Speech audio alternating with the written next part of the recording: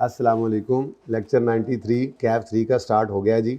हम कर रहे थे, ख़त्म कर लिया था बल्कि हमने इन्वेंट्री मैनेजमेंट को, लेकिन ख़त्म करते करते पता नहीं ये कहाँ से आ गया था, बदतमीज़। ठीक है, इस सवाल के अलावा बाकी कोई मसला नहीं किसी सवाल में, यानी कि जो अगला रहता है वो सवाल भी थोड़ा सा सोच का तरीका डिफरेंट है, कोई पता नहीं। वैसे मैंने आज प्रोसेस कॉस्टिंग लोड कर लिया हुआ है मैगजीन में, लेकिन फटाफट उसको पूरा कर लें जो आधा रह गया था, ठीक है ना।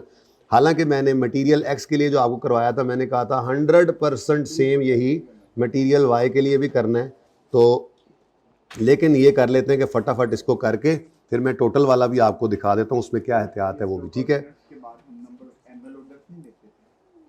एनुअल ऑर्डर्स इसलिए नहीं ले रहे कि उसने दिए ही ऑर्डर्स हुए हैं, उसने टोटल 24 ऑर्डर्स दिए थे हमें। यही सवाल के अंदर असल में ना चवल बजी हुई थी, ठीक है, कि उसने हमें क्या कर दिया था, टोटल ऑर्डर्स दे दिए थे, नंबर ऑफ ऑर्डर्स, ठीक है। तो हमने फिर वो टोटल ऑर्डर्स के साथ ही खेला। नंबर ऑफ ऑर्डर्स करते ना, स्टॉक आउट यूनिट्स इतने हो सकते हैं, इसकी प्रोबेबिलिटी क्या है, प्रोबेबिलिटी कोई नहीं दी हुई, बस यही स्टॉक आउट हो सकता है। तो कितने ऑर्डर्स में ये स्टॉक आउट हो सकता है जी, 20 ऑर्डर्स में, सॉरी 3 ऑर्डर्स में ये स्टॉक आउट हो सकता है, एक ऑर्डर में इतना स्टॉक आउट हो सकता है। तो ये नंबर ऑफ ऑर्डर्स यहाँ पे डाल दिए थे, हालांकि डालते यहाँ पे थे, लेकिन वो सवाल का जरा थोड़ा सा ना, अभी अगला सवाल करेंगे फिर वापस अपने फॉर्मेट पे जाएंगे, जैसे खान लिमिटेड किया, जैसे वो उससे अगला किया, कौन सा था जो भी था, ठीक है, जो कल करवाया था। ओके, उस हाफ लेक्चर तक ही तो लग रहा था लो जी ओके यस समझ आ गई है अल्हम्दुलिल्लाह, फिर आपने खुद ही छिड़वाया ये। हालांकि आप मेरी मानते, आखिरी सवाल करते, ये फिर कभी कर लेते, ये सरप्राइज फिर कभी होता, पर नहीं, तुसी ते मननी नहीं होंदी, तो फिर हुण भुगतो, ये सवाल अब पूरा करते हैं। लो जी, अगर आप यही बात सारी की सारी अब करें, material Y Y but Y ऐसे एन एन एन ऐसे सही हो गया, ठीक है जी। अच्छा, अब मैं जी मटेरियल वाई के लिए ये सारा काम करने लगा हूं। अगर मटेरियल वाई के लिए सारा काम करने लगा हूं तो सेफ्टी स्टॉक के यूनिट्स बदलेंगे।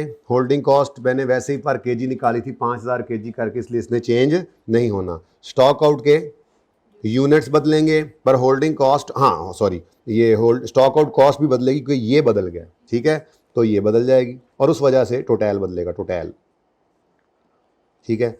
फटे फटे शुरू कर दो अब, फटे फटे।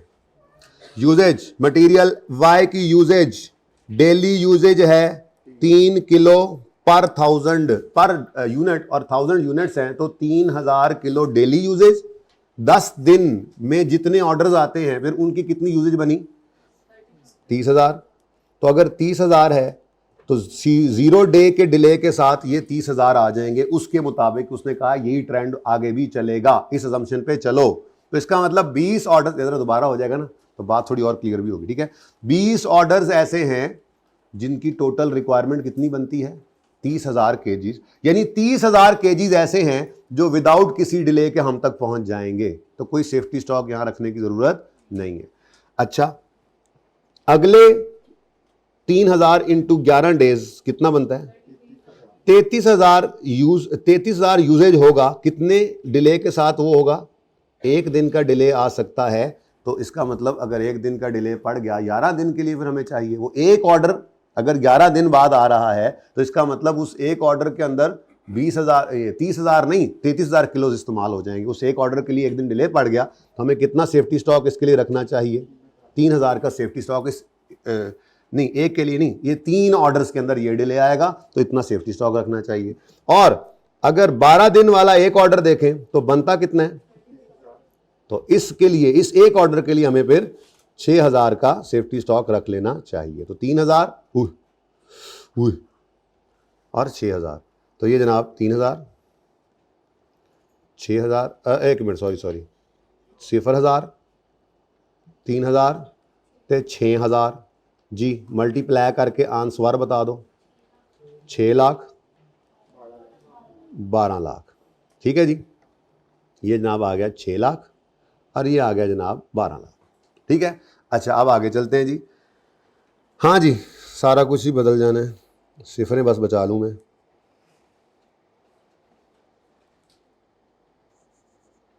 ये सेम रहना है, जो चेंज ना हो मैं उनकी तरफ बचत कर रहा हूँ, हैं, you know.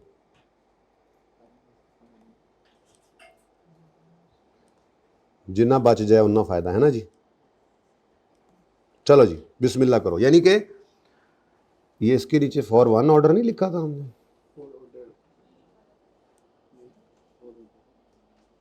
For one order, for one order, तो फॉर वन ऑर्डर कोई सेफ्टी स्टॉक रखने की जरूरत नहीं है, ठीक है, और कोई स्टॉक आउट नहीं होगा, क्योंकि उसके लिए तो हम ये अज्यूम करेंगे ना कि उसके लिए आप सेफ्टी स्टॉक रख रहे हैं, इसलिए ना तो यहाँ पे इसको लिखने की जरूरत थी ना यहाँ पे, लेकिन चूंकि वो समझ सही से आ रहा था इसलिए मैं लिख रहा हूँ। तो जब आप जैसे पहली दफ़ा पढ़ रहे हैं ना बच्चों, आप फिर आप अभी जो अगला वीकेंड आ रहा है, अब आपका इन्वेंट्री मैनेजमेंट का वीकेंड आ गया ना, आप इसके ऊपर एक सिटिंग में बैठ के ये सवाल करोगे, जब ये सवाल आपके होंगे तो ये दूसरी बार हो रहे होंगे, फिर उसके बाद ऐसे ही आगे चल के आपको, बल्कि आगे चल के बच्चे ही कुछ नहीं है, आगे तो दिन ही थोड़े से रह गए हैं, तो अगली रिवीजन आपकी फिर प्रॉबेबली इसकी जाकर होगी टर्म टेस्ट के लिए, शायद वही रिवीजन हो जो आप संडे को कर रहे होंगे, फिर अगली रिवीजन आप इसके अंदर जाकर करेंगे प्रेप लीव में, तो मॉक से पहले एक रिवीजन करेंगे, वो तीसरी बार सवाल हो रहे होंगे, फिर मॉक देने के बाद पेपर से पहले एक और रिवीजन करेंगे तो चौथी बार, तो जब तक वहां पे पहुंचेंगे तो ये काफ़ी हद तक कंफर्टेबल हो चुका होगा।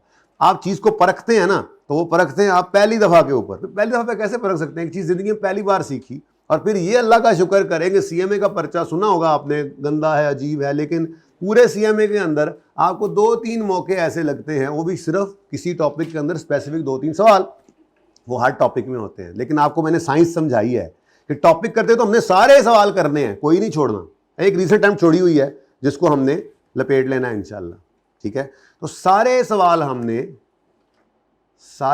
हमने किए, कोई एक दो सवाल उसमें मुश्किल आए तो इसका मतलब उस स्पेसिफिक अटेम्प्ट में वो टॉपिक मुश्किल था, उस अटेम्प्ट का पर्चा उठा के देखेंगे तो बाकी टॉपिक्स आसान होंगे, आप कंपेयर करके देख लें, ठीक है ना। जिस अटेम्प्ट के अंदर ये सवाल आया होगा, हाँ एक अटेम्प्ट ऐसी गुजरी है जिसके अंदर काफ़ी ज़्यादा गड़बड़ थी, वहाँ से को 3 अटेम्प्ट पहले थी गालिबन, लेकिन उस अटेम्प्ट में रिजल्ट सबसे अच्छा था। अब आप कहोगे क्यों, छोड़ो बस उसको छोड़ो, वो तो लड़ाई झगड़ा होता है, फिर हम भी कहते हैं, फिर वो थोड़ा हाथ भी हौला रखते हैं, फिर बच्चा जो फाइट करके आता है उसको मार्क्स मिलते हैं, तो शायद पासिंग क्राइटेरिया थोड़ा नीचे लाते होंगे, हमें नहीं पता इस बात का। बहरहाल ऐसा पर्चा उसके बाद ना पहले बनाया था उन्होंने, बाद में फिर बनाया, बैलेंस पेपर होता है जैसा इंशाल्लाह आपको भी आएगा। ओके चले फटाफट गल्ला थोड़ियाँ प्रोसेस कॉस्टिंग करनी है। हाँ जी, अब फरमाएं जी। हाँ जी, अब रीऑर्डर लेवल आपने 20 ऑर्डर्स के लिए रीऑर्डर लेवल क्या होगा आपका, यानी 20 ऑर्डर्स तो 20,000 के हिसाब से है ना, ठीक है, और सॉरी यहाँ पे क्या है 30,000 30,000 30,000 और 30,000। अगर आपकी डिमांड आती है 30,000 की तो कोई स्टॉक आउट नहीं होना, अगर डिमांड आ जाती है 33,000 की तो स्टॉक आउट 3,000 से हो जाओगे, ठीक है, सॉरी 3,000 से हो जाओगे। और ये कितने ऑर्डर्स के लिए है, ये 3 ऑर्डर्स के लिए है, तो आपका 9,000 का स्टॉक आउट होगा। 3 ऑर्डर्स पे जो हर दफ़ा 3-3 हज़ार का आउट होना पड़े, तो 3 दफ़ा जब आप स्टॉक आउट हो गए साल में, तो टोटल ये उधर लिखा होता था, लेकिन ये ज़रा सवाल का फॉर्मेट था, जैसे मैंने नंबर ऑफ ऑर्डर्स यहाँ पे डाल दिए थे, प्रॉबिलिटी थी नहीं ना इसमें, ठीक है, किया था सवाल पूरा घर पे हो गया था। चलो अच्छा जी, उसके बाद अगर आपको 36,000 आ जाए, 36,000 की डिमांड, ठीक है, तो 6,000 से आप स्टॉक आउट होंगे, यानी एक ही दफ़ा ऐसा होगा, तो टोटल स्टॉक आउट यूनिट्स कितने आ गए जी, ठीक है, तो 15,000 स्टॉक आउट यूनिट्स हैं 20 ऑर्डर्स के लिए, यानी 20 ऑर्डर्स में कोई सेफ्टी स्टॉक नहीं रखा, तो यहीं पर ही तो फिर ज़्यादा मसला है, टोटल 4 ऑर्डर्स में मसला है, 20 तो टाइम पे आ गए, बाकी 4 में मसला है, जिनमें से 3 ऑर्डर्स एक दिन के डिले से आने हैं, तो एक दिन के डिले से आने हैं तो आपको स्टॉक आउट उसका भी मिल गया, एक ऑर्डर 2 दिन के डिले से आना है उसका भी आपको मिल गया सर, ठीक है। आगे बढ़ो, एक ही बार आते हैं इधर। अच्छा, अगर 3 ऑर्डर्स की बात करें तो आपने रीऑर्डर लेवल उनके लिए, यानी उनका तो 33,000 के हिसाब से रीऑर्डर आ गया। अब अगर आपको 30,000 ही रिसीव हो, यानी कि 30,000 आपकी यूजेज हो, कोई स्टॉक आउट नहीं है, अगर 33,000 भी हो तो भी कोई स्टॉक आउट नहीं है, अगर 36,000 होगा तो फिर 3,000 का स्टॉक आउट इस केस में, और ये एक ही दफ़ा होना है, क्योंकि ट्रेंड वो कह रहा है यही चलेगा, एक ऑर्डर में ये मसला आएगा, 3 ऑर्डर्स में से, मतलब 3 ऑर्डर्स हों तो सिर्फ 3,000 का स्टॉक आउट होने का डर है, ठीक है। सवाल इसलिए अजीब सा था कि उसने ये नहीं कहा कि कौन सा रीऑर्डर लेवल सही है बता दो, उसने ये कहा ज़रा बताओ सेफ्टी स्टॉक रख लें, ये लोग नहीं रखते प्रेजेंटली, रख लें ये लोग, तो हम फिर क्या कर रहे हैं, हम स्टॉक आउट की कॉस्ट भी निकाल रहे हैं और सेफ्टी स्टॉक की भी कॉस्ट निकाल रहे हैं। तो अगर हमें नज़र आया कि स्टॉक आउट की कॉस्ट, बल्कि टोटली कर लो, एंड पे देखते हैं, ठीक है। अच्छा, उसके बाद नेक्स्ट आखिरी केस में कुछ करने की ज़रूरत तो नहीं थी, खैर, लेकिन चलो मैं लिख देता हूँ फिर भी। तो अब जो मर्ज़ी होता रहे, 30 हो 33 हो, यानी कि एक ऑर्डर के लिए तो आप 000 पे ही चले गए, तो आपके पास यहाँ पर पहले भी डैश ही था, यहाँ पे आ गया। अब यहाँ पर चेंज आना है थोड़ा सा, क्या है, क्योंकि मटेरियल वाई की पर यूनिट प्राइस डिफरेंट थी। एक्स 400 रुपये पर केजी मिल रहा था, वाई 250, तो कंट्रीब्यूशन, ये सॉरी कंट्रीब्यूशन लॉस तो नहीं है इसमें, महंगा मटेरियल मिलना है। स्टॉक आउट का जो रुख था वो महंगे मटेरियल वाला था, तो कितना बन गया, 250 का 25%, जी।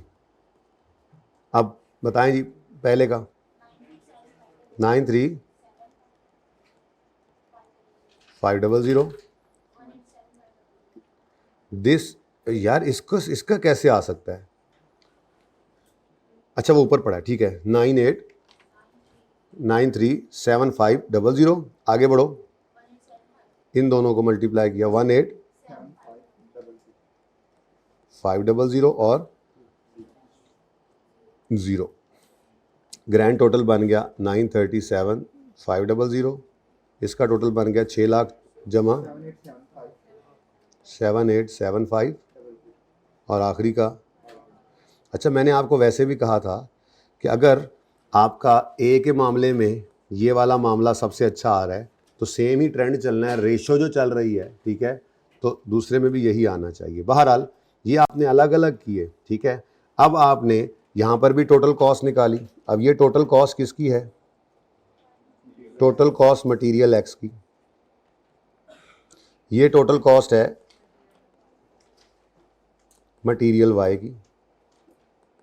अब इन दोनों का grand total, total cost material X plus material Y अगर मैं करूं, ठीक है, इसको कुछ कह दो आप, इसको आप कह दो सी कह दो, मैं कहना ही है तो सी कह दो, और इसको डी कह दो। अगर प्लस करना है और इस तरह से करना है तो यहाँ पे आप कहीं पे लिख दो सी प्लस डी। 12, छोड़ो सी प्लस डी क्या करना कर लेना, अब मेरे पास जगह नहीं है जी। अब इधर देखो, देखना ज़रा, 10 लाख जमा 9,37,500, आंसर 19,37,500, ठीक है। अगली बात, 6 लाख जमा 7,87,000, तो यही सही लग रहा है, अलग अलग भी यही सही लग रहा था। फिर 8 लाख और एक 12 लाख, ये बन गया 20 लाख, ठीक है जी। तो सबसे बेटर क्या है, सबसे बेटर क्या सजेस्ट करेंगे आप कहेंगे कि जी इनको चाहिए कि इनको चाहिए कि ये सेफ्टी स्टॉक रखें, और वो भी कितना, 3,000 का, तो इनका काम ठीक चल जाएगा। इनकी कॉस्ट यहाँ पर मिनिमम बन रही हैं टोटल, ठीक है, ये बात समझ आई है, ठीक है। अब अगली बात, इसको इकट्ठा करना हो तो क्या एहतियात करनी पड़ेगी, ये जो काम 2 बार किया इसको 1 बार भी तो कर सकते थे, ये नज़र नहीं आ रहा होगा, इसको थोड़ा सा चैड़ा ना कर लें, चैड़ा, you know the meaning of चैड़ा, जो आप हो जाते हैं जब थोड़ा सा आपको टॉपिक समझ आता है, फिर कोई ऐसा सवाल आता है तो आप फिर वापस जगह पे आ जाते हैं।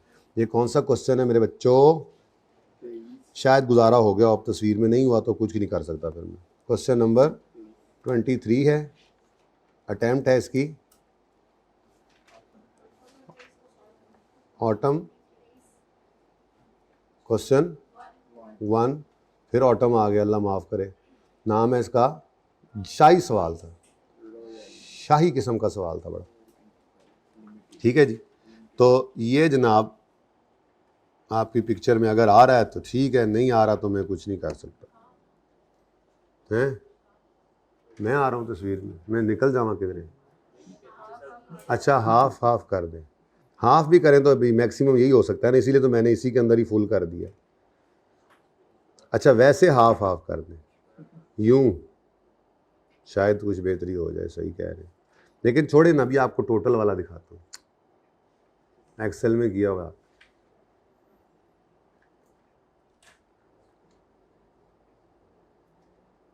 जल्दी कर लो यार।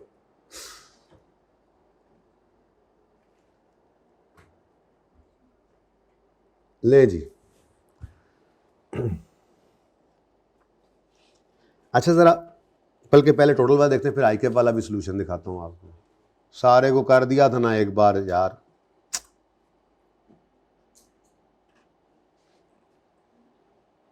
हाँ जी, लग रहे में वो छड्या हुए ओपन कल तक तो छड्या सी। ये रहा रॉयल एंटरप्राइजेस इन्वेंट्री मैनेजमेंट।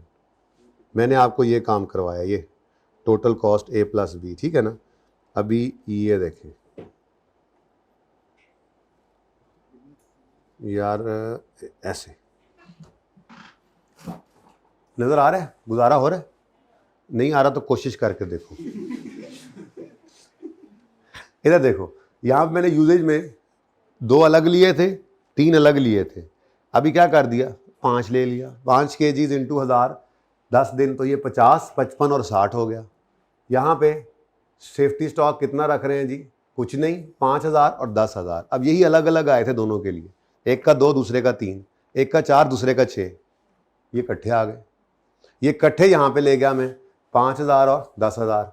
ये तो पहले ही मैंने पर केजी ली हुई थी, ये केजीज लिए हैं, x+y के केजीज, x+y के केजीज, तो ये इनकी होल्डिंग कॉस्ट आ गई। तो ये 1 मिलियन और ये 2 मिलियन, और यहाँ पे कोई सेफ्टी स्टॉक नहीं रखा था।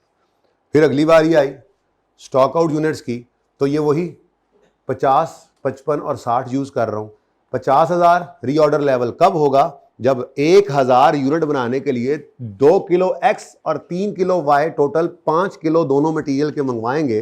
तो 1000 इंटू 5, 5000, 10 दिन से मल्टीप्लाई किया था तो आया था 50,000। तो रीऑर्डर लेवल अगर 50,000 हो तो 20 ऑर्डर्स के लिए डिमांड 50,000 ही होनी है, कोई स्टॉक आउट नहीं। लेकिन 3 ऑर्डर्स के लिए डिमांड 55,000 होगी, तो 5,000 से स्टॉक आउट होगा, इंटू 3 किया तो 15। ये अलग अलग आ रहे थे, एक का 2 था, दूसरे का 3 था, ठीक है ना। तो 2 इंटू 3 6 आया था, और फिर 3 इंटू 3 9 आया था, 6 और 9 15, यहाँ इकट्ठा हो गया। इसी तरह से हमने ये स्टॉक आउट निकाले 25,000, 5,000, ये सब इकट्ठा कर दिया। तो आसान लग रहा है, एकदम से आसान लग रहा है, ठीक है। यहाँ पे क्या आ गया, 25,000, 5,000 और कोई स्टॉक आउट नहीं। लेकिन यहाँ पे आके फिर थोड़ी सी एहतियात करनी पड़ेगी। ये वाहिद एहतियात थी जिस वजह से मैंने इकट्ठा नहीं करवाया। मैंने कहा अच्छा ज़रा 3 सवाल कर लें, एक सवाल जो है जैसा और कोई है नहीं, तो ये 3 हो गए ना। एक बार आपने एक्स के लिए सवाल किया, फिर एक बार आपने वाई के लिए किया, अब आज घर जाके आप इकट्ठे के लिए करेंगे। जब इकट्ठे के लिए करेंगे तो आपका समझो 3 सवाल आपके हो गए। ये मेरा असल में टारगेट था इसमें, लेकिन इसमें सिर्फ एक एहतियात करनी पड़ेगी। वो क्या, स्टॉक आउट 25,000 केजीज से है।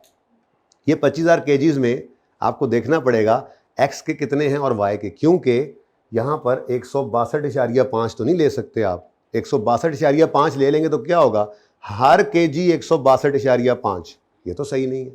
इसमें से ये क्या था, 2 और 3 की रेशियो है, 2/5, 3/5। वैसे भी आपको पता है, लेकिन नहीं पता था, आप तो इकट्ठा कर रहे थे। तो करो 25,000 को 2/5 करो, 25,000 को 2/5 करो, जल्दी करो। 10,000 को लगना है 100 रुपए, और बाकी के 15,000 पे लगना है 62.5, तो ये निकलेगा 19,37,500, ठीक है। ये आपका पहले अलग अलग निकला हुआ है, ये अलग अलग निकला हुआ है, देखो ये देखो, ये टोटल कॉस्ट नहीं, सॉरी इसकी बात करो, ये 1 मिलियन और इधर से 937, ये कितना बन रहा है 19,37,500। ये 19,37,500 ही मैंने यहां पर निकाला हुआ है। अगर आप गौर फरमाएं तो जरा इसको जूम इन करूं, ये देखें आप, 19,37,500 यही इधर निकाला हुआ है। लेकिन ये निकाला कैसे है, क्या 25,000 को 162.5 से मल्टीप्लाई कर सकता हूं मैं? नहीं कर सकता। अगर तो बराबर होते दोनों, हाफ हाफ होते, फिर तो चलो शायद एवरेज बन जाता उसी तरह से, पर ऐसा नहीं है। इस 25 में 15,000 मटीरियल वाई के यूनिट्स पड़े केजीज, और 10,000 मटीरियल एक्स के। मटीरियल एक्स की मटीरियल एक्स की स्टॉक आउट कॉस्ट है 100 रुपए पर केजी, और वाई की 62.5। तो इसलिए मुझे यहां पे थोड़ी सी एहतियात करनी पड़ेगी अगर मैं टोटल से चलता हूं। बाकी तो सारा सवाल तेज हो गया, लेकिन ये एहतियात थी। तो ये एहतियात में फिर मैंने, अगर आप गौर करें तो चल ये कैसे फिगर निकाली है, ये ऊपर फॉर्मूला आ रहा है, इधर दिखाता हूं, ये देखो 10,000 यूनिट्स इंटू 100, ये D14 ब्लू वाला, प्लस 15,000 यूनिट्स इंटू 62.5। ये थोड़ी सी एहतियात आपको करनी पड़ेगी, बाकी सवाल में और कोई मसला नहीं है। तो आज आपने जाके इसको करना है टोटल के साथ, ठीक है। टोटल की वैसे मैंने पिक्चर दे तो दूं, लेकिन नज़र पता नहीं आएगी या नहीं। यूं कर सकते हैं, ठहरो, एक काम हो सकता है, नीचे वाला जो 0 0 है वो कोई मसला नहीं है, वो आप खुद भी बना लेंगे। ऊपर वाले ले लेना सिर्फ।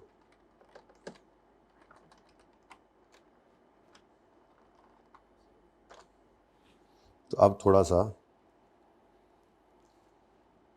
बेहतर हो गया, ठीक है। तो फॉर वन ऑर्डर तो वैसे ही क्या होना है, 0 होना है ना, ठीक है।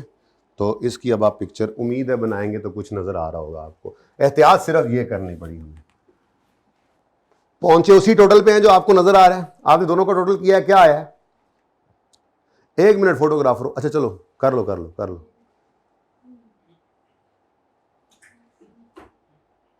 मेरे दिल में आ रही अगला सवाल भी करके ही आगे जाते हैं। ये क्या फिर आगे दौड़ पीछे छोड़, पहले भाई ने कह दिया है, पता नहीं क्या क्या कह दिया।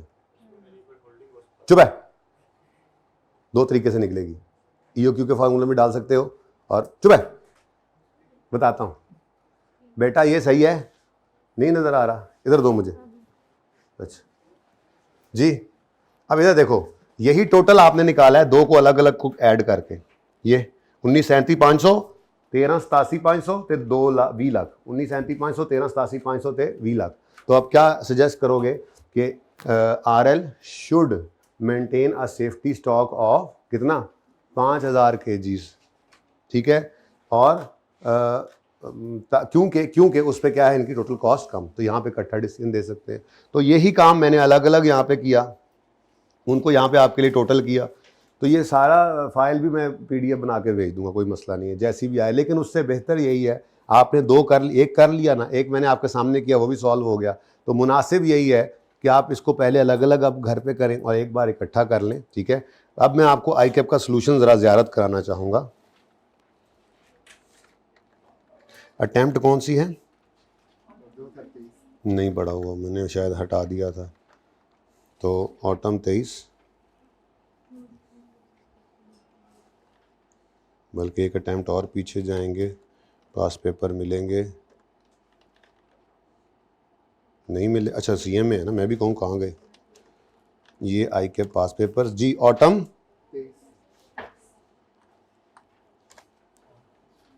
अच्छा, अब ये ना ICAP का सोल्यूशन है, ज़रा इसको मैं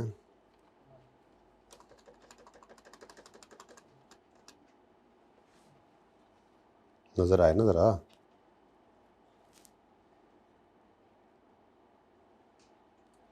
ये लें जी, ये जनाब ICAP का सोल्यूशन है। आंसर तो बिल्कुल सेम है, RL should maintain safety stock equivalent to 1 days usage. Answer तो बिल्कुल सेम है, लेकिन अब इसको देखो समझो, पता नहीं 3,87,500 उन्होंने per day stock out cost निकाली है, पूरे दिन की। पूरे दिन में 1,000 यूनिट बनने हैं, 200 kg उसके अंदर, उसमें 2,000 kg उसमें X के और 3,000 kg Y के लगने हैं। तो हर एक की अलग अलग कॉस्ट मिलाकर 162.5 कहीं पे मिलेगा ये 100 और 162.5 भी आ रहा है। लेकिन उन्होंने क्या किया, उन्होंने पूरे दिन की स्टॉक आउट कॉस्ट इकट्ठी निकाली है और यहाँ पे उसको लिख लिया, और आगे पता नहीं यहीं पे ही कुछ किया हुआ है, समझ से बाहर है, ठीक है। और होल्डिंग कॉस्ट सीधी उन्होंने लिख दी है, क्योंकि उसने कहा था 1 दिन की कॉस्ट ये है। तो ये थोड़ा सा लगता तो आसान है, लेकिन हम ये काम नहीं कर सकते ना कि हर सवाल में अपना फॉर्मेट बदल दें। तो मैंने फिर कल्लोफन आपको वो ज़बरदस्ती उसी के ऊपर बनाकर करवाया कि किसी हद तक तो कंफर्टेबल हो। वरना सबसे बड़ा मसला इन सवालों में बच्चों को यही आ रहा है कि हर सवाल डिफरेंट लगता है और ICAP का हर सोल्यूशन पिछले से डिफरेंट है। यार ये तो ना करो, फिर कम से कम एक तरीका रखो बच्चों के लिए। तो हमने इसको भी आंसर सेम कर लिया है ना, ठीक है, जैसे भी किया है वो हमारा मसला है, ठीक है। तो आपने इसको देखा करना है, पर सिर्फ एंड आंसर को जैसे आप देखते होते हैं, फिलहाल आपने इसको ऐसे ही अब कर लेना है, ठीक है जी। तो ये पिक्चर आप ले चुके, ये वाले मैंने बीच में से बस गायब कर दिए क्योंकि इसमें कुछ आना नहीं, वो आप बना लेंगे खुद बनाना हो, ठीक है। ओके चलो आ जाओ यार, अब मेरे दिल में आ रहा है कि यार ये करके ही आगे जाएं। सही है, इसको यहीं कर लेते हैं, लो ये भी कर ही लेते हैं, कोई नहीं। प्रोसेस कॉस्टिंग आज शुरू तो हो ही जाना है, ख़त्म आज नहीं होगा ना, मैक्सिमम यही होगा। मतलब मतलब कि जो मैं चाह रहा हूं उस लेवल तक शायद ना पहुंचे। मैंने प्लान किया जो एक सवाल, एक मैं छोटी सी एग्जांपल बना लाया हूं, वो मैं इसीलिए बना के लाया हूं आपके लिए ताकि आपका टाइम ज़ाया ना हो, और एक सीधी सीधी बगैर कैलकुलेशन वाली वो मैंने बना ली हुई है, ठीक है। लेकिन उसके बाद मेरा दिल था क्वेश्चन 1 का भी, तो ये मैंने एक बना दी थी डेटा सिर्फ रख के, जिसमें राउंड राउंड फिगर्स आए बस, ठीक है, और कोई कैलकुलेशन ना करनी पड़े, सिर्फ प्लेसमेंट सिखानी है, ये चीज़ हो इधर रखनी है, ये इधर, तो वो एग्जाम्पल है, वो अल्लाह करे हो जाए बस। तो उससे पहले मसरूर कर लेते हैं। हाँ जी, डिटरमिन करो whether it would be advisable for ML to increase the safety stock so as to avoid possibility of stock out। अब सवाल वापस दोबारा अपनी नॉर्मल रूटीन पे आ चुका है, ठीक है ना। लेकिन बस इसके अंदर रिक्वायरमेंट इस तरह से नहीं थी कि कौन सा रीऑर्डर लेवल रखें, क्या सेफ्टी स्टॉक हो, बल्कि वो कह रहे हैं जो करंट सेफ्टी स्टॉक है उससे ऊपर जाएं या ना जाएं to avoid safety stock out cost. तो उसके लिए फिर थोड़ा सा बस ये कैलकुलेशन वैसे ही करनी है, उसी तरह से मैं निकालूंगा holding cost of safety stock, लेकिन कौन से सेफ्टी स्टॉक की, जो एडिशनल रखना है। फिर उसी तरह से मैं निकालूंगा स्टॉक आउट कॉस्ट, और फिर उनका टोटल नहीं करूंगा बल्कि कंपेयर करके बता दूंगा, देखो जी होल्डिंग की कॉस्ट है कम और स्टॉक आउट की ज्यादा, तो स्टॉक आउट रख लें, बढ़ा लें। और अगर दूसरी सूरत होगी तो हम कहेंगे नहीं नहीं नहीं, स्टॉक आउट करा लो, ज्यादा स्टॉक ना होल्ड करना, क्योंकि होल्डिंग की कॉस्ट जो है वो बहुत ज्यादा आ रही है और स्टॉक आउट की बहुत कम है। तो ये इस तरह से चलना है हमने, ठीक है। बाकी इस पूरे सवाल में अहमद भाई को सिर्फ मसला क्या है, variable holding cost per unit per annum सामने अवेलेबल नहीं थी, तो वो भी इंशाल्लाह अल्लाह देसी हैं जी, वो भी कहीं से निकल ही आए, वरना ऐसी सूरत पर्चे में आ जाए तो क्या करना है अहमद आपने, अज्यूम कर लेना है, ए बी सी तो नहीं करना, 2 4 5 6 10 20 कुछ भी फिगर अज्यूम कर लोगे तो वो एक आधा नंबर जो उसका था वो कट जाएगा, बाकी पूरे सवाल के पूरे नंबर मिलेंगे, ये पर्चे के लिए। लेकिन क्लास के लिए मसला है, क्लास में तो सारा कुछ करना पड़ता है ना। बचा आया क्लास से पहले, सर कैश लो ना, मैं बड़ी कोशिश की है, 70% सवाल सही होता है, तो मेरे को थोड़ा यार नहीं कहता, सर क्लास में तो सारे सही हो जाते हैं। तो मेरे साथ सर सलमान भी बैठे हुए थे, मैंने कहा सर सलमान और मैं क्लास फेलोज भी हैं, क्वालिफाई भी हमने, मेरे से 6 महीने पहले इन्होंने कर लिया था, लायक आदमी है, ठीक है, तो मैं नालायक आदमी हूँ, तो हमने क्वालिफाई दोनों ने किया हुआ। मैंने कहा सर ज़रा बताइएगा किसी पर्चे के अंदर कोई बैलेंस शीट कभी आपकी टैली हुई हो। कहते हैं पूरे सीए में एक बार हुई थी, मॉड्यूल सी में। मैंने कहा मेरी पूरे सीए में एक बार हुई थी, फाइनल में, वो भी एक बार बस, तो कभी कैश फ्लो सवाल में पर्चे में टैली नहीं हुई। मैंने कहा सर आपकी हुई कभी, कहते नहीं। मैंने कहा हम दोनों क्वालिफाई कर गए। पेपर के अंदर पॉसिबल नहीं होता, छोटी सी गलती, पेपर का प्रेशर इतना ज़्यादा होता है, छोटी सी गलती प्लस माइनस की कैलकुलेशन एरर, कोई चीज़ पोस्ट करना भूल गई, balance sheet out, cash flow out, लेकिन इसका मतलब ये नहीं है कि वो पर्चे का सवाल का एंड आंसर पे तो नंबर नहीं होते। तो इसीलिए तो बच्चों को कहा जाता था अकाउंटिंग के अंदर, बचपन से आपको उस्तादों ने भी कहा होगा इंट्रो में, पीआरसी में, बेटा बैलेंस शीट टैली हो जाए तो अफसोस करके आगे चले जाना, और अगर टैली ना हो तो खुशी खुशी आगे चले जाना, जाना आगे ही है। क्योंकि अगर आप बैठ गए और ढूंढने लग गए तो शायद वो एक आधा नंबर आप ढूंढ लो गलती क्या थी, लेकिन वो ढूंढने में जो 10-15 मिनट लगे, अगले सवाल के आसान 10-15 नंबर गए। तो यही काम यहाँ पे, अगले हर सवाल में आसान नंबर पड़े, हर सवाल आपसे 70-80% सही होता है, हर सवाल, कोई एक आधा ऐसा होता है आउट ऑफ ब्लू के सवाल की समझ नहीं आ रही थी, बाकी पर्चे में तो ऐसे ही। तो आप उसको पकड़ के बैठ गए और अगले सवाल के आपके 70-80% नंबर गए, क्योंकि आपने टाइम उधर लगा दिया। तो इसलिए मार्क्स इंटू 1.8 फर्जे एन है। उसके बाद गिवन टाइम में नहीं हो रहा, समझ नहीं आ रही, लगता है हो जाएगा, 1-2 मिनट लगाए, नहीं हो रहा, लगता है हो जाएगा, तो छोड़ दो, बाद में आ जाना। या फिर नहीं लगता समझ, क्या क्या करना है, कौन सी फिगर कहां से आनी है, तो अज्यूम करो, कुछ लिख कर पूरा करो और आगे बढ़ो। ना पास हो तो फिर मुझसे जुर्माना ले लेना आगे। और अगर आपने फंस के बैठना है वो फिगर के पीछे और उसको देखते रहना है और टाइम ले, जितना कम पेपर सॉल्व करोगे उतने पासिंग के चांसेस कम होते जाते हैं। बहरहाल ऐसे बच्चे मिलते हैं, कहते हैं सर 65 का अटेम्प्ट किया तो पास हो गए, उनका एक्यूरेसी रेट अच्छा होगा, लेकिन आपने ऐसा रिस्क नहीं लेना, आपने मैक्सिमम अटेम्प्ट की कोशिश करनी है। 85 को टच कर गए सेफ जोन, 80+ में चले जाओ ना, सेफ जोन हो जाता है वो, ठीक है ना। उदे च 50 आ ही जाते हैं, क्योंकि आपका क्या तरीकाकार रहा है, सवाल करते जाना करते जाना करते जाना, ठीक है। लेक्चर लिए हुए पिछले तुमने 3-4 छुट्टियां की लेक्चर? हाँ, लगता तो नहीं है मुझे।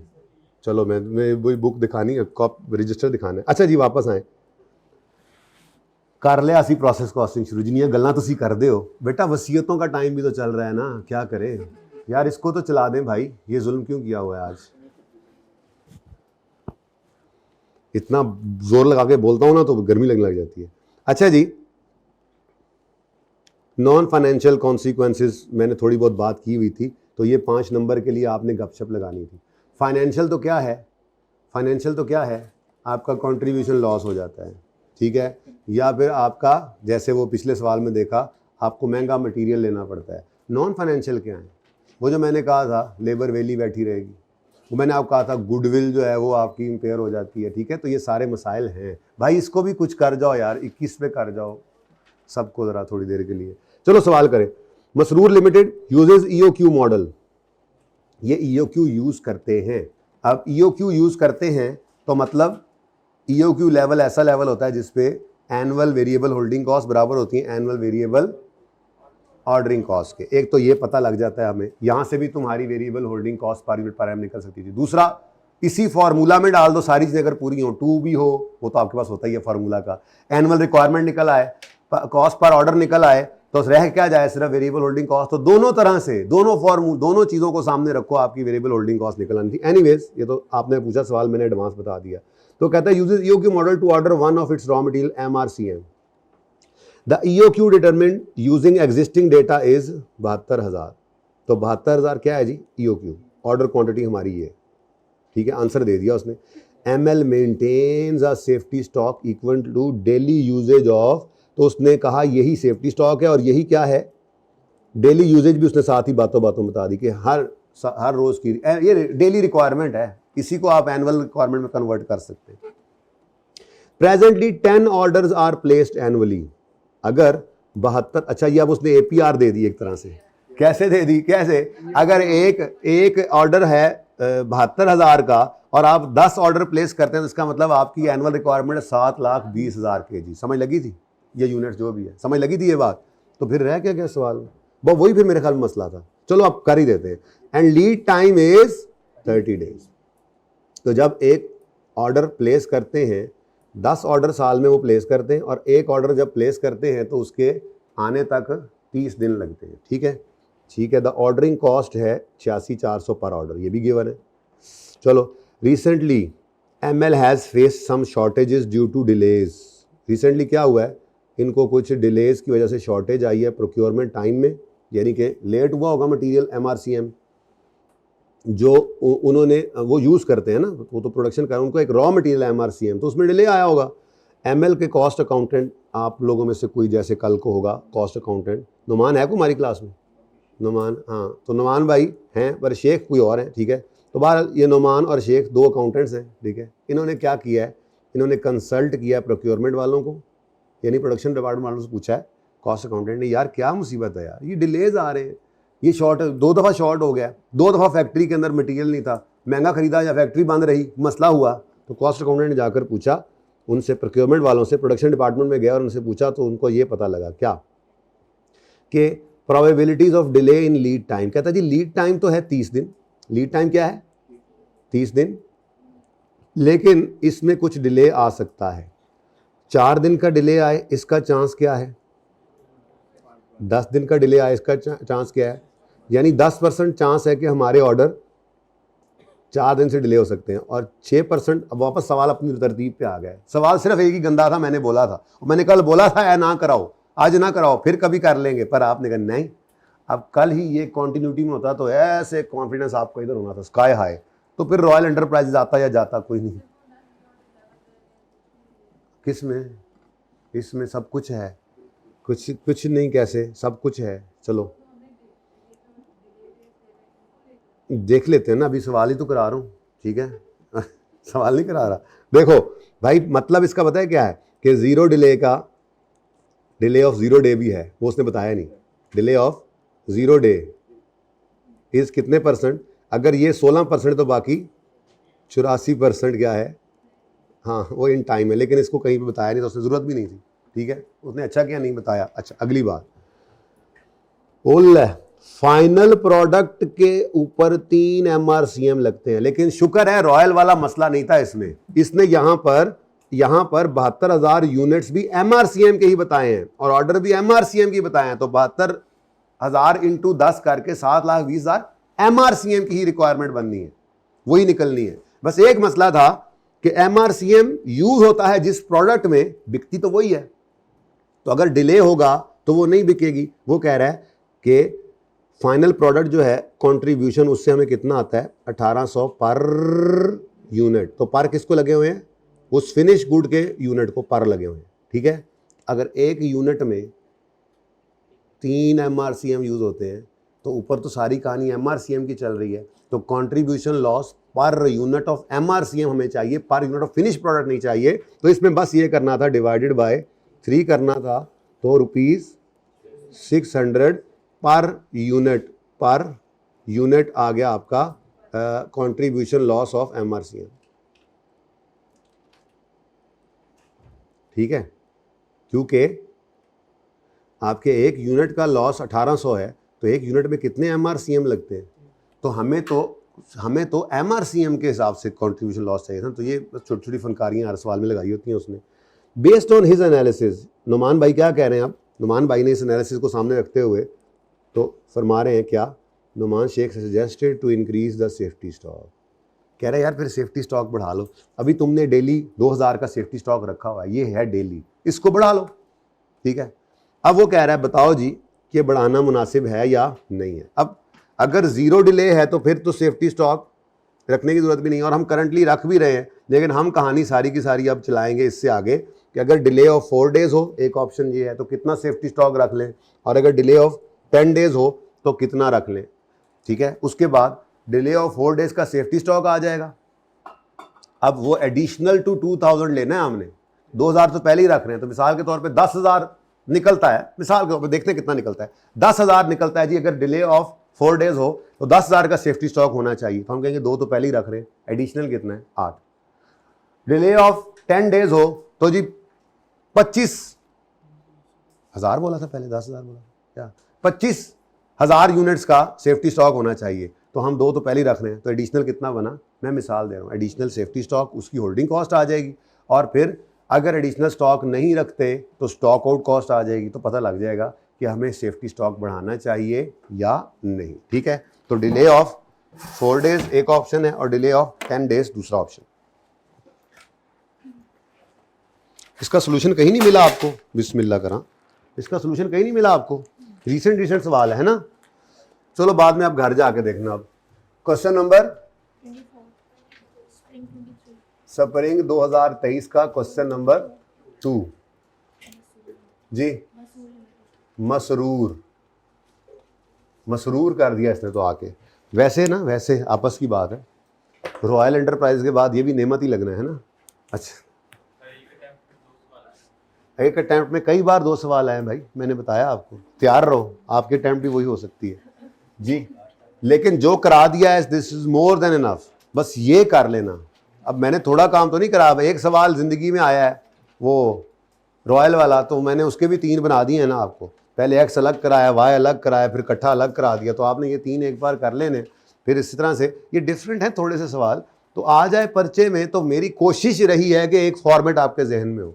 अब पर्चे में इसी तरह का सवाल आ गया, अच्छी बात है, ना भी आया तो जो तानू समझ आनी है वो तो करोगे ना, उसमें कुछ ना कुछ नंबर मिल जाएंगे आप, जो समझ आए। मैं ये नहीं कह रहा, डिस्क्लेमर देना चाहिए भाई, मैं कहूँ 100% ऐसे ही सवाल हो जाएगा, लाजमी हो जाएगा, मैं यूं क्यों कहूँ, लेकिन ये ज़रूर इंश्योर कर सकता हूँ कि आपको ये पता है कि इसमें फॉर्मेट ये चलना है, तो अल्लाह का नाम लेके शुरू कर दें, जो समझ ना आए उसको अजम्पशन लेके आगे चलाएं। पासिंग मार्क्स वो मुश्किल सवाल होगा जिसकी समझ नहीं आ रही होगी, मुश्किल तरीन सवालों में, तो उसमें आधे नंबर भी आ जाएं, तो बाकी 70-80% वाले कई सवाल पड़े होंगे। प्रोसेस कॉस्टिंग, स्टैंडर्ड कॉस्टिंग, और पहले वाले टॉपिक्स में से FOH हो गया, ABC, उनमें से कोई आ जाए, मार्जिनल एब्जॉर्प्शन आ जाए, ये कॉपी पेस्ट वाले टॉपिक्स थे, इनमें से कोई भी सवाल आपको आता है, आराम से 70 से 80% नंबर आप ले सकते हैं। डिसीजन मेकिंग के अंदर कभी कभी गड़बड़ होती है, उसमें भी सारे सवालों में नहीं होती। 40 नंबर की अगर डिसीजन मेकिंग है तो उसके अंदर नॉर्मली 20 नंबर आपके आसान होते हैं, 20 मुश्किल। तो आसान में से आपने 20 में से 15 लेने हैं, तो मुश्किल में से 20 में से 7-8 भी ले लो, तो मिला जुला के काम वहीं पे आ जाता है। और दूसरी तरफ वो सवाल ऑलरेडी मौजूद हैं जिन्होंने आपको 70-80% मार्क्स देने, कॉपी पेस्ट टाइप। जो आज टॉपिक शुरू कर रहे हैं हम, इसको आप 2-3 दिन बाद, 4 दिन बाद फिर इसमें कंफर्टेबल हो जाओगे। एक जैसे सवाल, एक जैसी रूटीन, हर चीज़ के अंदर थोड़ी थोड़ी चेंज, सेम फॉर्मेट सवालों को लेकर चलना, तो वो आप जैसा मर्जी सवाल दे, आप 70-80%। ये जैसे FAR 1 में कैश फ्लो का टॉपिक होता है ना, ऐसे ही यहाँ पर ये प्रोसेस कॉस्टिंग का टॉपिक जी। सजेस्टेड, छोड़ो, डिले ऑफ 4 डेज, एक ये मामला हो सकता है, अगर डिले ऑफ 4 डेज हो तो कितना सेफ्टी स्टॉक रखना है, और अगर डिले ऑफ, वो कह रहा है सेफ्टी स्टॉक बढ़ा लें। हमने कहा अच्छा जी कर लेते हैं, मशवरा करते हैं, ठीक है। तो डिसीजन देखो, डिटरमिन करो whether it would be advisable for ML to increase the safety stock so as to avoid possibility of, तो यही तो वजह है कि मैं टोटल नहीं करूंगा एंड पे, दोनों कॉस्ट वही निकालनी है जैसे निकालते आ रहे हैं। एक बढ़ाने का कह रहा है तो एडिशनल सेफ्टी स्टॉक निकाल के उसकी कॉस्ट निकाल लेंगे, फिर अगर सेफ्टी स्टॉक एडिशनल आ रहा है तो स्टॉक आउट कॉस्ट कम होती जाएगी, जहां पे कम होगा उससे स्टॉक आउट कॉस्ट ज्यादा होगी, ये निकाल लेंगे। तो हम फिर कंपेयर करके बता देंगे, देखें जी सेफ्टी स्टॉक बढ़ रहा है तो होल्डिंग कॉस्ट तो बढ़ रही है, लेकिन उसके अगेंस्ट दूसरी तरफ देखें तो स्टॉक आउट कॉस्ट ना रखने की वजह से बहुत ज़्यादा है, इसलिए मेहरबानी करें बढ़ा लें। तो ये देखते हैं ना, सवाल पूरा करते हैं। तो नहीं जो किया हुआ है आपने प्रोसेस कॉस्टिंग, मैं छेती छेती करा दो सवाल, मेहरबानी ताड़ी, ठीक है। Annual variable holding cost of additional safety stock मैंने लेना है यहाँ।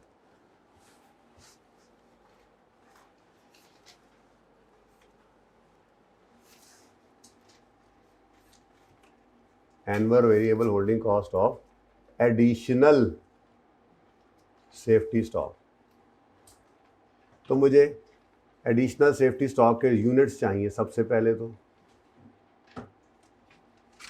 ठीक है। इसके लिए एक वर्किंग करता हूँ, फिर variable holding cost per unit per annum, इसके लिए भी वर्किंग करनी पड़ेगी, भाई बता रहे थे कि ये नहीं है, ठीक है। यहाँ से मेरे पास आ जाएगी इस additional stock out, additional safety stock की कॉस्ट। फिर अगला काम वही annual stock out cost,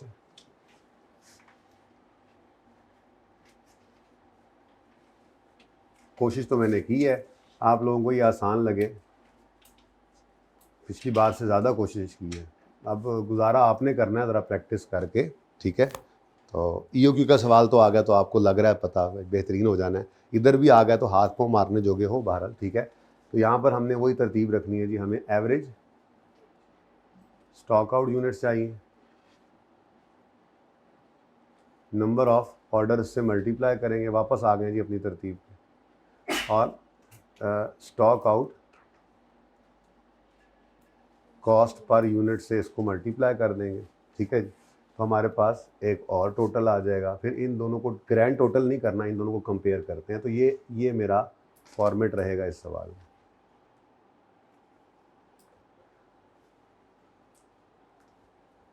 sir तो कह रहे थे ये सबसे आसान है, मार्कर ब्लैक निकाल लो यार। और अच्छा जी उधर पढ़े, अच्छा जी अब इधर देखें, सबसे पहले तो एडिशनल सेफ्टी स्टॉक कितना चाहिए ये निकालना है। अब मुझे बताओ 4 दिन में कितना MRCM रिक्वायर्ड होगा, अगर 4 दिन का डिले आए तो कितना MRCM रिक्वायर्ड होगा, 2000 × 4 करो, यानी अगर 4 दिन का डिले होता है, वो कह रहा है सेफ्टी स्टॉक रखो, 4 दिन का डिले होता है तो मेरा रिक्वायर्ड MRCM कितना होगा, 8000 उन दिनों में, 2000 का तो सेफ्टी स्टॉक ऑलरेडी रख रहा हूँ, एडिशनल सेफ्टी स्टॉक कितना रख लेना चाहिए फिर मुझे इसके लिए, 6000।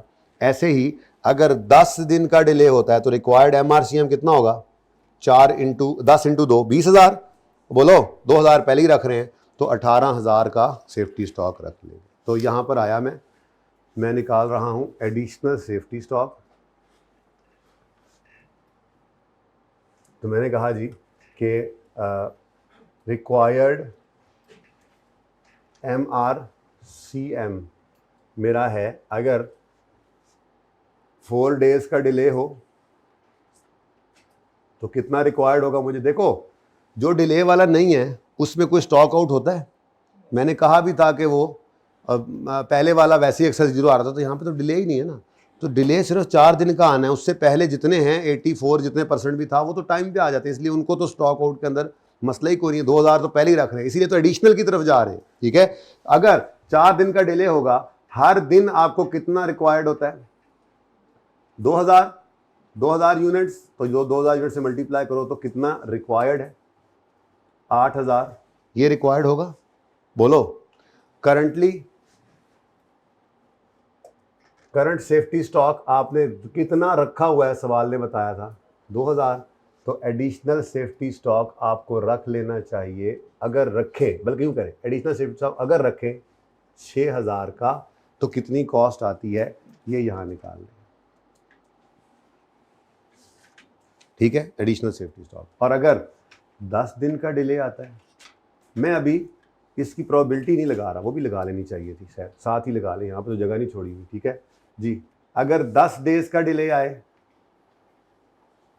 तो इन 10 दिनों में 2-2 हज़ार यूनिट्स अगर चाहिए हो तो रिक्वायरमेंट कितनी होगी? 20,000। ऑलरेडी हमने 2,000 का सेफ्टी स्टॉक रखा हुआ है, तो 18,000 का सेफ्टी स्टॉक एडिशनल रखना चाहिए। लेकिन 4 दिन को डिले आएगा, 4 दिन का डिले आएगा, इसके चांसेस क्या हैं? 10%। और 10 दिन का डिले आएगा, इसके चांसेस क्या हैं? तो ये यहीं से ही निकल आया, यहाँ तक क्या निकल आया सेफ्टी स्टॉक के यूनिट्स। मैं यहीं पर ही अगर आप कहोगे तो आगे बढ़ा लूँगा, फिलहाल तो ये बता दो 6,000 एडिशनल और 18,000 एडिशनल स्टॉक रखोगे। ठीक है, तो स्टॉक आउट होने की बात मैंने अभी नहीं की, इसी वर्किंग में ही काम चल जाना है बाय द वे। ठीक है, क्या मतलब? एडिशनल, चलो छोड़ो, आगे बढ़ो। नेक्स्ट,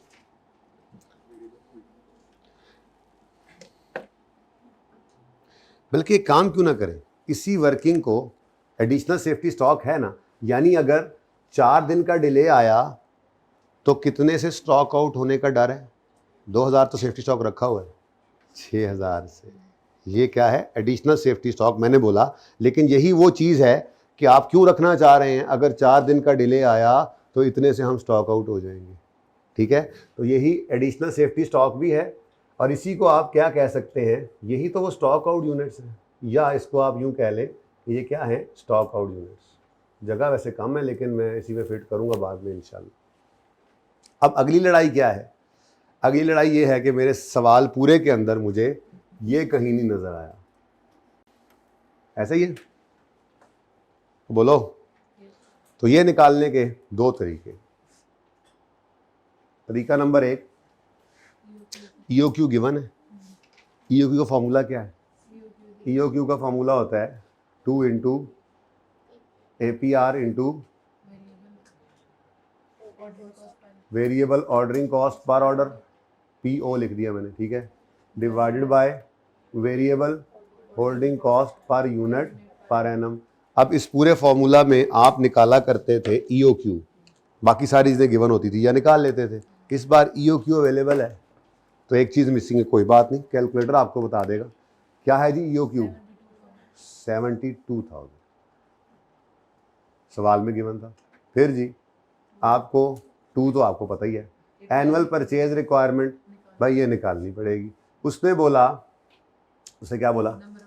उसने बोला कि जी 72,000 तो क्वांटिटी है जो हम हर दफ़ा ऑर्डर करते हैं, और 10 ऑर्डर साल में प्लेस करते हैं, तो एनुअल परचेज रिक्वायरमेंट क्या बनी फिर? 72,000 एक ऑर्डर में, और 10 ऑर्डर्स साल में प्लेस किए तो 7,20,000 यूनिट्स ऑफ MRCM आपकी एनुअल परचेज रिक्वायरमेंट है। ये भी गिवन था 7 लाख, बस निकालना पड़ा थोड़ा सा, 20,000। ऑर्डरिंग कॉस्ट भी अभी बताई उसने, कितनी? 86,400। ये 86,000 कितने गया? ये 86,400 ज़हन में आ रहा था, 86,400 डिवाइडेड बाय एक्स। निकाल लो यहाँ से। ठीक है, कैलकुलेटर को बताओ, कैलकुलेटर आपको जवाब बता देगा। तो एक्स क्या है? Variable holding cost per unit per annum, which is equal to ₹24। अच्छा, अब यही 24 निकालने का एक और तरीका भी है, और वो तरीका क्या है?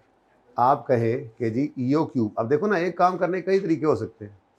देखो, जैसे सोल्यूशन हमने देखा मैच कर रहा था, लेकिन पता नहीं उन्होंने कैसे उस नतीजे पे पहुंचे थे। हम भी उस नतीजे पे पहुंच गए थे, पर हमने फॉर्मेट अपने वाला यूज़ करने की कोशिश की। ठीक है, रुपीस कितना आया जी? ये मुझे पसंद है। बाकी एक और ऑप्शन भी है, वो भी देख लें। वो क्या है जी? वो ये है कि आपको जैसा कि पता है, एट EOQ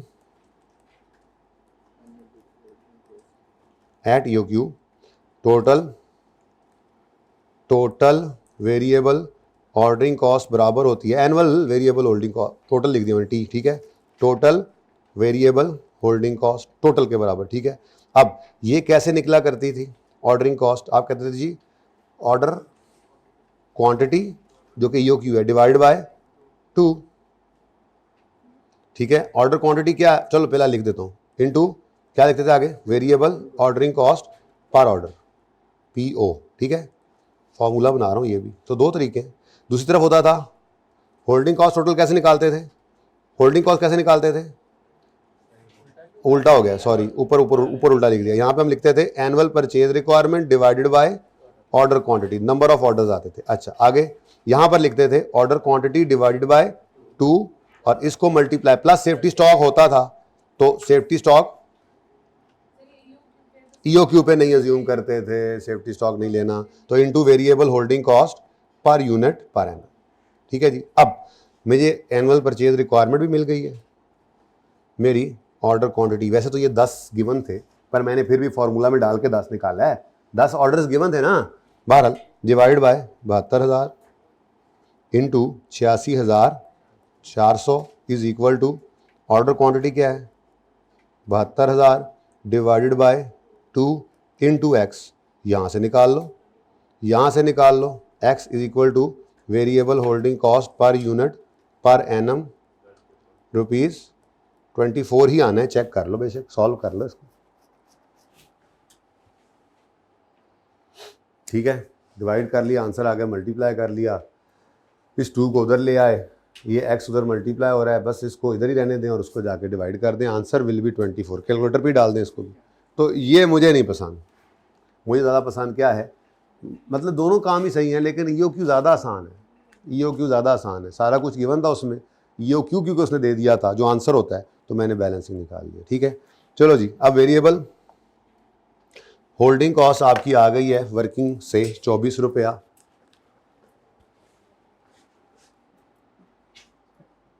तो कितनी आती है जी additional cost, additional variable cost कितनी आती है होल्डिंग की सेफ्टी स्टॉक जी 144,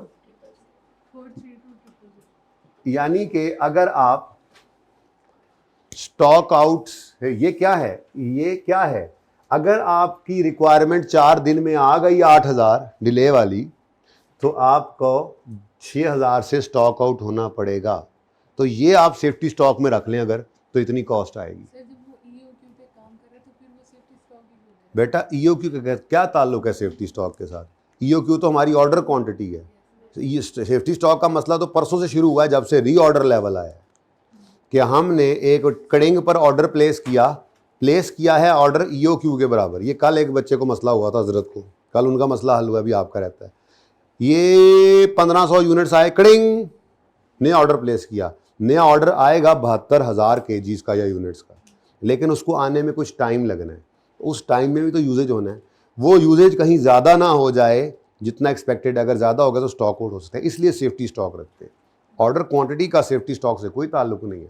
ऑर्डर क्वांटिटी हमने डिटरमिन की थी वेरिएबल ऑर्डरिंग कॉस्ट और वेरिएबल होल्डिंग कॉस्ट को इक्विलिब्रियम पे लाकर, सेफ्टी स्टॉक पर तो भी बराबर नहीं रहती थी, लेकिन वो हम अलग से निकाल लेते हैं कि जी इतना ऑर्डर प्लेस करना है हमने, इतनी क्वांटिटी का ऑर्डर प्लेस करना है हर बार हमने। अब उसके बाद जब वो ऑर्डर प्लेस करना है तो एक लेवल पे आके कड़िंग पे आके करना है, तो उस कड़िंग के बाद ज्यादा यूज हो गया तो सेफ्टी स्टॉक रखना पड़ेगा वरना स्टॉक आउट हो जाओगे, ये वो बात हो रही होती है।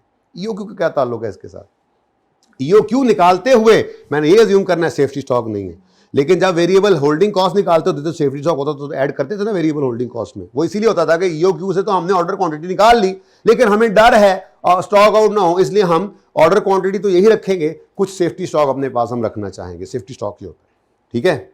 अच्छा, अब ये बच्चों एडिशनल सेफ्टी स्टॉक के यूनिट्स हैं, यानी ये वो यूनिट्स हैं जिनसे आप स्टॉक आउट हो सकते हैं अगर आपका 4 दिन का डिले आए। 4 दिन के डिले से बचना है तो ये स्टॉक होल्ड कर ले 6,000, और अगर नहीं बचना तो स्टॉक आउट हो। स्टॉक आउट हो जाएंगे, इसके चांसेस कितने हैं, स्टॉक आउट हो जाएंगे, अब वन नोट होता ना, मैं ऐसे कॉपी करके यूं कर लेता, जगह बना लेता, स्टॉक आउट हो जाएंगे, ये वाला स्टॉक आउट होंगे, इसके चांसेस क्या हैं 10%। ये हो सकता है कि थोड़ा सा इसको इधर करके लिख लूं, ये मैंने क्या निकाला जी अभी तक, एडिशनल सेफ्टी स्टॉक, ठीक है।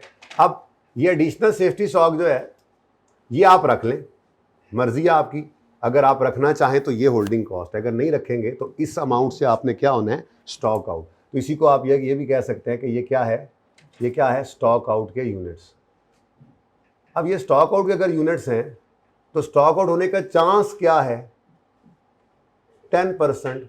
तो फिर एवरेज स्टॉक आउट यूनिट्स क्या निकलेंगे, एवरेज स्टॉक आउट यूनिट्स 600, ठीक है। तो 600 है एवरेज स्टॉक आउट यूनिट्स, 600 है ना। कितनी दफ़ा ये ऑर्डर प्लेस करना है जब आपको डर होगा कि हर बार ये हो सकता है, 10 दफ़ा। नंबर ऑफ ऑर्डर्स गिवन थे सवाल में। Stock out cost per unit सवाल में गिवन है, गिवन है, गिवन है, थोड़ी सी डिफरेंट तरीके से ज़रा गिवन है। तो 600 इंटू 10 इंटू ये काम आपने ज़रा करके दिखा देना, वहीं ब्रैकेट में कर दो। कितनी है जी, 1800 डिवाइड बाय 3 या ₹1800। तो पर यूनिट कंट्रीब्यूशन है, एक यूनिट पर 3 MRCM लगते हैं, तो ये 600। बताओ जी, दिस इंटू दिस अखीर हो जानी है।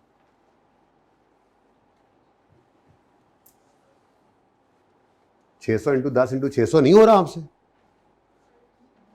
बहुत बड़ी फिगर है, डरो मत, बता दो बेटा, बहुत बड़ी फिगर है, जाहिर सी बात है। 36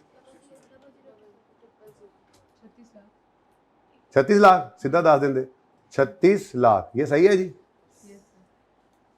अब मुझे बताओ क्या ख्याल है, ये सेफ्टी स्टॉक मेंटेन करके 1,44,000 की कॉस्ट इनकर कर लें, या ये मेंटेन ना करें और 36 लाख से स्टॉक आउट हो जाए, क्या मशवरा है। ये मैंने ये डबल अंडरलाइन कर दी, इसको टोटल नहीं करना आज, डिसीजन डिफरेंट था, ठीक है जी। आप अगर 6,000 का सेफ्टी स्टॉक रखते हैं तो आपको होल्डिंग कॉस्ट पड़ेगी 1,44,000। एक मिनट, एक और बात, ये लो, ठीक है। लेकिन अगर आप ये ना रखें तो इतनी अमाउंट से आप स्टॉक आउट हो जाएंगे। स्टॉक आउट होने के चांसेस कितने हैं, 10%, यानी 600 यूनिट्स से स्टॉक आउट हो जाएंगे।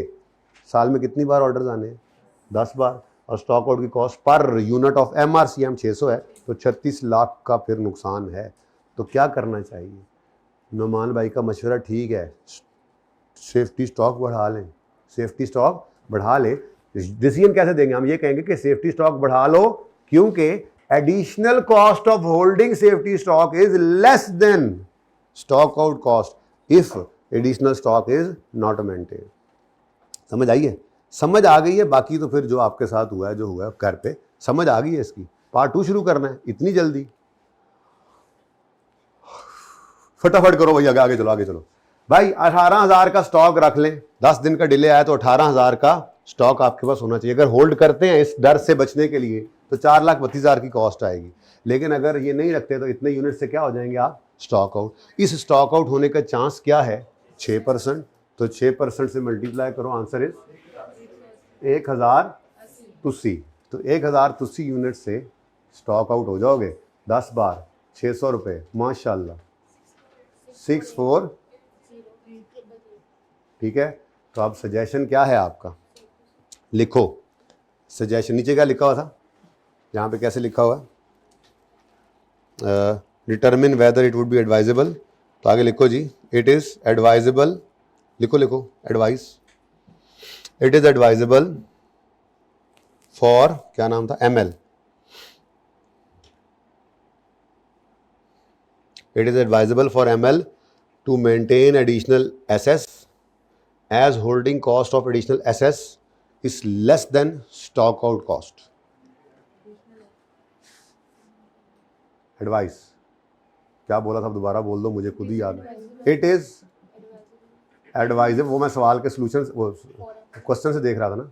It is advisable for ML to maintain additional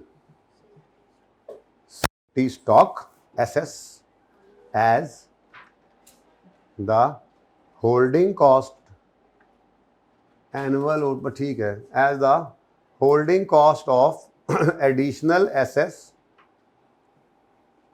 is less than stock out cost, ठीक है ना जी, सही तो कह रहा है वो ऐसे ही नहीं उठा गया। सेठ साहब ने कहा उन्हें, ओ भाई ये किस चीज़ का नुकसान हो ही जा रहा है, ये क्या हुआ है? वो सर जी मटीरियल ही लेट हो गया था, बड़े मसले हुए हैं उस वजह से। जाओ प्रोडक्शन वाले से पूछो क्या मसला है। प्रोडक्शन वाले से पूछा तो उन्होंने कहा जी मसला ये है कि 4 दिन का डिले भी आ सकता है और 10 दिन का डिले भी आ सकता है। कभी कभार मटीरियल दूर से आना है, कराची से आना है, हम लाहौर में बैठे, सिंध में कोई मसला चल रहा था पिछले दिनों है तो ब्लॉक हो गई रोड्स, या वैसा हो जाता है कभी कभी। तो इसकी प्रॉबिलिटी क्या है जी? जी प्रॉबिलिटी आपके सामने है। तो फिर कहता है अच्छा यार तुम ऐसा करो सेफ्टी स्टॉक बढ़ाओ। तो उन्होंने कहा जी देख लें, अब उसके लिए स्टोर नया लेना पड़ेगा। सेठ साहब जो को आके बताया नुमान भाई ने कि जी मसला तो स्टॉक आउट का है, स्टॉक आउट हो गए थे हम, गाहक मुड़ गए थे, या महंगा स्टॉक लेना पड़ा था, जो भी है यहाँ पे गाहक मुड़ा है, ठीक है। तो क्या करें, सेफ्टी स्टॉक रखना पड़ेगा लेकिन उसके लिए रेंट देना पड़ेगा। तो सेठ साहब ने क्या कहा, यार ज़रा जाओ फिर हिसाब लगाओ कि सेफ्टी स्टॉक रख कर किराया भर लें नए वेयर हाउस का या स्टॉक आउट होते रहे। तो ये डिसीजन फिर उसने एडिशनल सेफ्टी स्टॉक की बेस पे इसीलिए लिया। अगर हम 6000 का स्टॉक रखते हैं एडिशनल तो इतनी कॉस्ट पड़ेगी, लेकिन अगर नहीं रखते तो इतनी स्टॉक आउट कॉस्ट पड़ेगी। और बढ़ा लो, 18,000 पे सेफ्टी स्टॉक ले जाओ तो सेफ्टी स्टॉक की होल्डिंग कॉस्ट तो बढ़ रही है, लेकिन एट द सेम टाइम ये बहुत ज़्यादा बढ़ रही है अगर ये नहीं रखते तो, ठीक है। तो इसलिए मैंने नीचे आपको डिसीजन दे दी, ठीक है जी। यहाँ पे पार्ट 2 शुरू कर लें।